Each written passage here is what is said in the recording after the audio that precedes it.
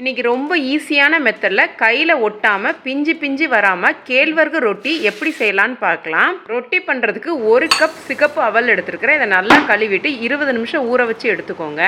20 நிமிஷம் கழித்து 1.5 கப் கேழ்வரகு மாவு, ஊற வச்சிருக்க அவலை தண்ணியை இருத்துட்டு சேர்த்துக்கோங்க. கொஞ்சமாக சீரகம், வெங்காயம், பச்சை மிளகாய், 1 கைப்பிடி வெந்தயக்கீரை சேர்க்குறேன். வெந்தயக்கீரை பதிலாக முருங்கைக்கீரை, பாலக்கீரை கூட சேர்த்துக்கலாம். தேவையான அளவு உப்பு சேர்த்து நல்லா கலந்துட்டு தேவையான அளவு தண்ணி சேர்த்து நல்லா அழுத்தம் கொடுத்து பிசைஞ்சு எடுத்திங்கன்னா நல்லா ஒன்று போல் இந்தளவுக்கு திரண்டு வர ஆரம்பிச்சிடும். இந்தளவுக்கு சாஃப்டாக மாவு ரெடி ஆனதுக்கப்புறமா இதை திரட்ட ஆரம்பிச்சிடலாம். இங்கே ஒரு காடா துணி பார்த்திங்கன்னா ஈரம் பண்ணி வச்சுருக்கிறேன். இதில் தேவையான அளவில் மாவு எடுத்துட்டு பாலித்தீன் கவரில் உள்ள கூடி எண்ணெய் தடவிட்டு அப்படியே கையை வச்சு இந்த மாதிரி தட்டி எடுத்திங்கன்னா நல்லா விரிஞ்சு வந்துடும். அப்படியே இந்த துணியை எடுத்து தோசைக்கல்லில் போட்டு எடுத்திங்கன்னா துணி உங்களுக்கு ஈஸியாக பிரிஞ்சு வந்துடும். இப்போ இதை நல்லா வேக வச்சு எடுத்திங்கன்னா ரொம்ப ஈஸியாக செய்யக்கூடிய கேழ்வரகு ரொட்டி தயாராகிருச்சு. இந்த மெத்தட் உங்களுக்கு ஈஸியாக இருந்துச்சுன்னா கண்டிப்பாக கமெண்ட் பண்ணுங்கள். வீடியோ பிடிச்சிருந்துச்சுன்னா லைக் பண்ணுங்கள், ஷேர் பண்ணுங்கள். நன்றி, வணக்கம்.